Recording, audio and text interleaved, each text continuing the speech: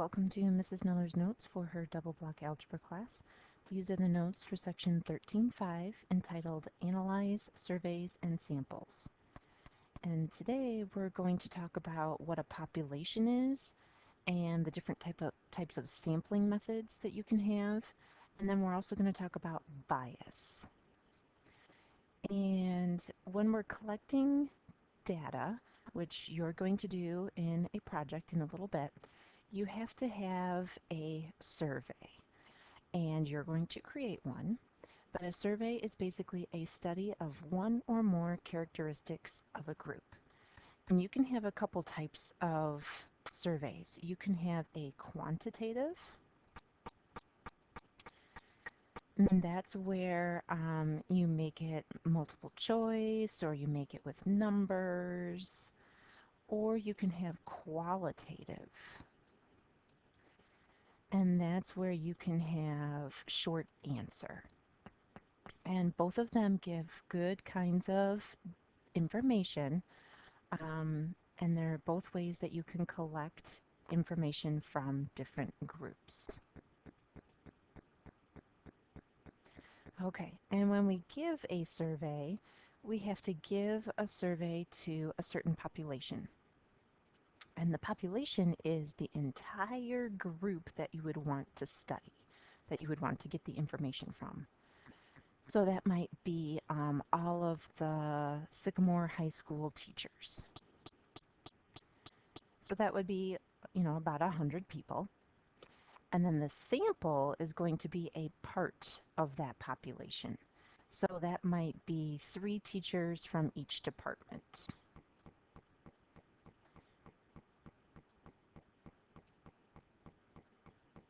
Oops.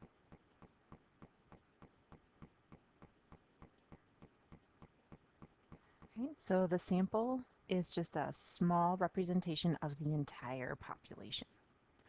Now there's a couple different sampling methods that get used in statistics. There's 5 of them. So these we're going to put on your sheet as well, your note sheet. The first kind is a random sample, and this is probably the most important kind. You want to make sure that your survey and your sample is random. And this is where every member of the population has an equal chance of being selected. Now you can break that down into a couple different types of random sampling. You can have stratified random sampling, and this is where a population is divided into certain groups. And it could be gender, it could be race, it could be income.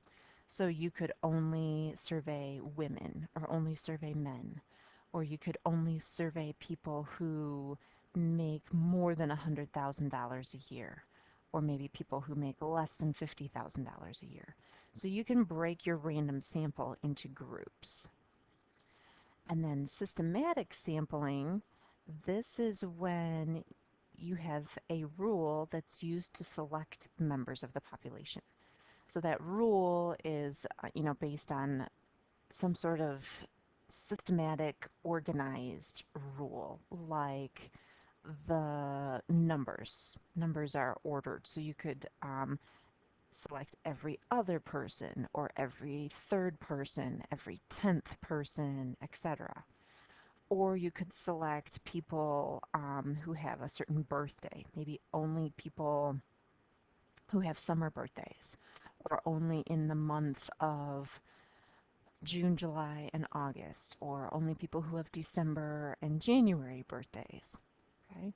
Or you could select people who have certain characteristics, like people who are right-handed, people who are left-handed, people who are over 6 feet tall, people who are 5 feet tall or less.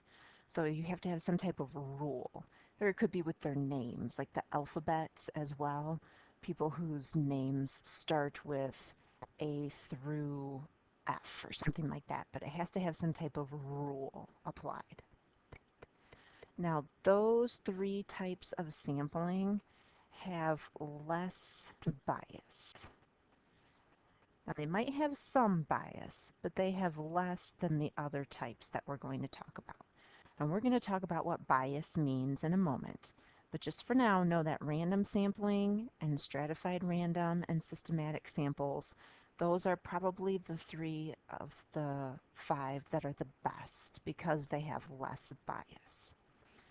And then these other two methods, the convenience sampling and the self-selected sampling, these actually have more bias, or they're more likely to have bias. And again, we'll talk about what that means in a moment. But convenience sampling, this is where only members of the population who are easily accessible are selected. So that's like saying, I need to survey people and I'm only going to survey people who live on my block because it's really convenient for me to walk up and down the block.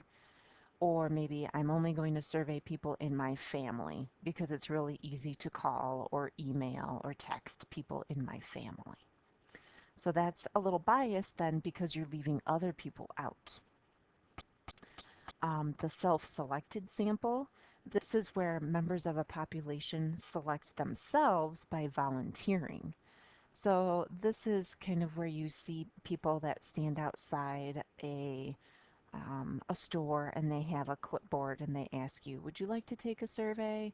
And if you don't volunteer, then that's okay. They don't bother you if you say no, but they're only gathering information from people who want to volunteer.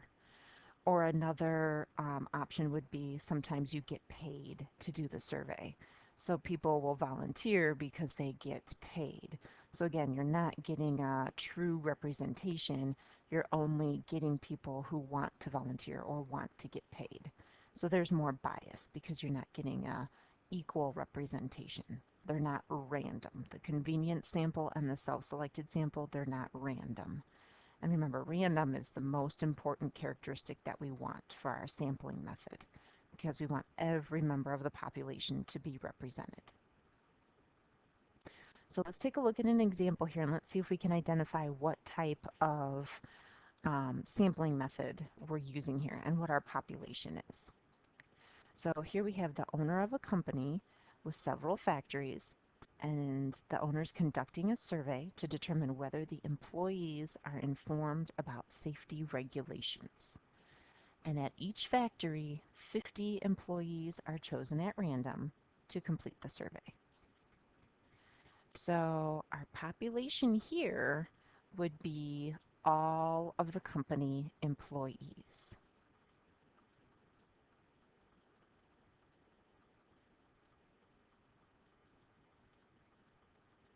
And that's because here we have the company owner that has several factories, and they want to determine whether or not all the employees are informed about the safety regulations. So that's who they want to give this survey to, is the employees from all the different factories. Now, the way that they're classifying people, or the way that they're selecting people, I guess I should say, is that they're taking a certain number from each factory. So they're picking 50 employees. So that's going to be a stratified random sample. And it's random because everybody has the same chance of being selected, but it's stratified because they have a certain amount that they're putting on there. If it was just random, then it would be, it wouldn't be as set on that number. It would be a little more inclusive. And again, we don't know how many employees are at each factory. So if you put random down for the sampling method, that would be okay. But stratified random is just a little more accurate because they are putting a certain number on it. And then suppose the owners survey each employee whose last name begins with M, classified that sampling method. So there, they're really putting a restriction on there. They're using a rule. So here, then that would be our systematic.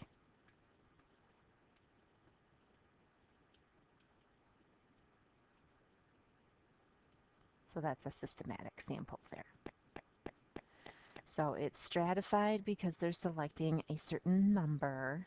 The whole population is divided into a set group. And here, if they would have used this rule that every last name has to begin with M, since that's like a alphabet, it's a standardized rule for organizing something, that's going to make it systematic. So minor differences between the two, but it's good to be able to identify between them. So on your worksheet tonight, you'll have more of those types of problems where you have to just say who the population is and then identify what type of survey method or sampling method they're using. Now we talked about bias before. We said that random and then the stratified and the systematic sampling methods have less bias, and the convenience and the self-selected have more. So here's what bias is. A biased sample is a sample that's not representative of the entire population. So this means that parts of the population are over or underrepresented. So if you want to do a survey and you only survey freshmen, that's biased because then you're excluding the sophomores and the juniors and the seniors. And the sophomores and juniors and seniors might have a different perspective from the freshmen. So it's not representative of the entire high school population. So if you're trying to do a survey of the entire high school student body, but you only talk to freshmen, then that's not accurate. Okay? But if you created a survey that was just for freshmen, that might not have as much bias. Okay? But if you're trying to create one that's inclusive of all the students at the high school, and then you just talk to freshmen, that would be biased. And you can also have biased questioning. So you can not only select certain people and exclude others to create bias, you can also kind of tweak your questions. So when you have a biased question, that's when a question on a survey encourages a particular response. And here's an example of a biased question. If you're trying to create a survey about the drinking age, thinking that it should be lowered from 21, if you are trying to just ask the question, you should just say, do you think the driving age should be lowered? Or drinking age should be lowered. Oh, sorry, driving age should be lowered. So driving age from 16 then. Okay. So if you ask it in a more biased way, you would go up to somebody and you would say, you think it should be lowered, right? That's kind of like encouraging them to agree with you. Like, oh, yeah, I agree, it should be lowered. So if we wanted to reduce the bias, then we would just say, do you think that the driving age should be lowered?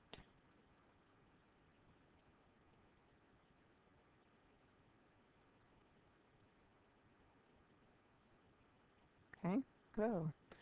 So we would just want the question to not have, any of these questions at the end, like, right? You agree with that, don't you? We don't want any of those type of comments in there. So let's take a look at another couple examples here about the bias. Okay, and we're going to see if we can identify if these situations have bias in them. So here for part A, the owner of a company with several factories only surveys workers at one factory. And since they're only surveying the workers at one factory, yes, that would have bias. And the reason that that has bias is because the other workers at the other companies might have a different opinion.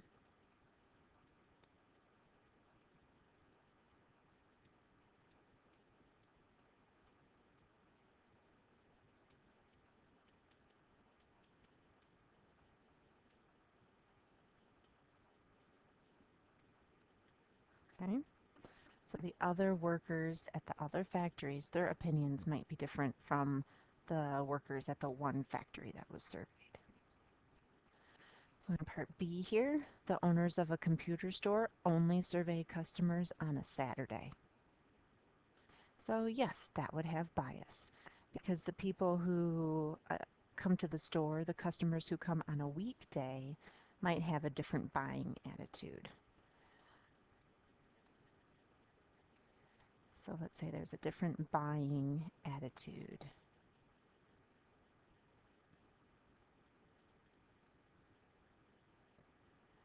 on a weekday.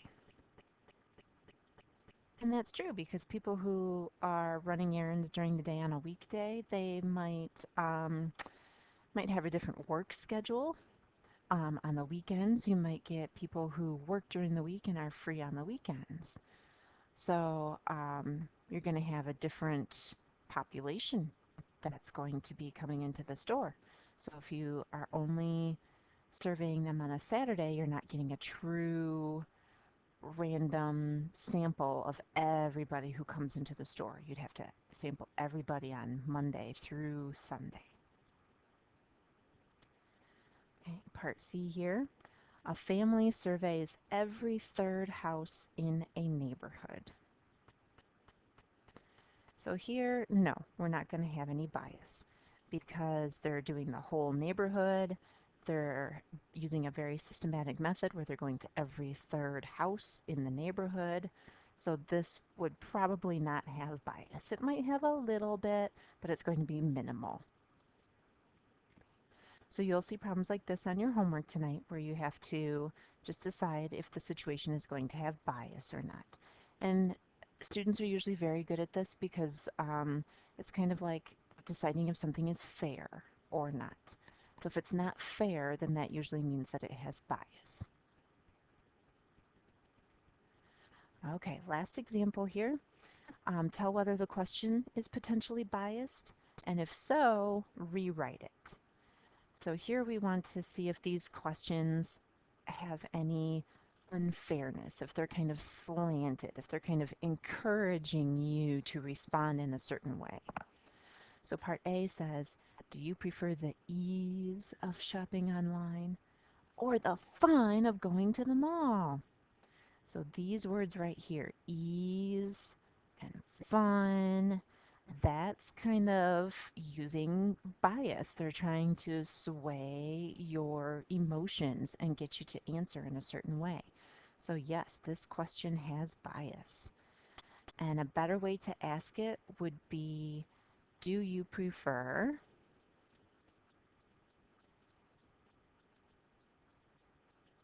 shopping online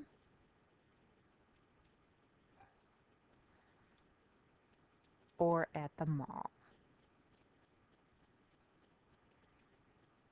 So that's not getting any emotion in there about whether or not the person asking the question thinks that the shopping online is easier or that going to the mall is fun. You could also use other words. You could say, do you prefer shopping online when the internet is really slow and it's being annoying? Or you could say, do you get irritated by going to the mall because there's so many other people? So those are the types of things that you want to look for. And if the questions have that, then it's biased, okay? It needs to be a very neutral, very basic question. Like, do you prefer this or this? You're just asking somebody their basic opinion. So part B here says, do you think that the city should renovate the library? Very basic. Do you think they should or not? So no, this one has no bias. It's just a very plain, very straightforward type of a question. So again, sometimes these can be a little tricky, so reread them a few times.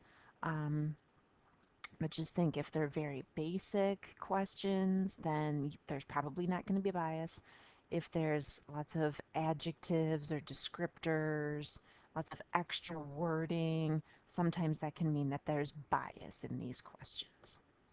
And remember, if you think there is bias, then see if you can rewrite it so that it's a very basic question. Okay, so the most important thing we have to take away from today's notes is that you have to be fair in your surveys.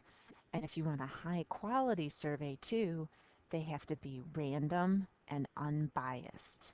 Those are the two keys that you have to have when you're making a fair, high quality survey. So high quality means that we want everybody to be represented equally, and fair means that we want it to be unbiased.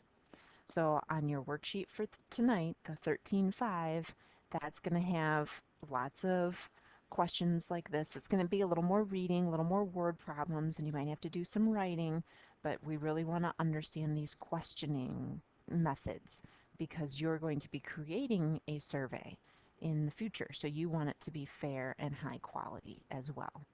So if you have questions on these concepts, come on in and see me before school.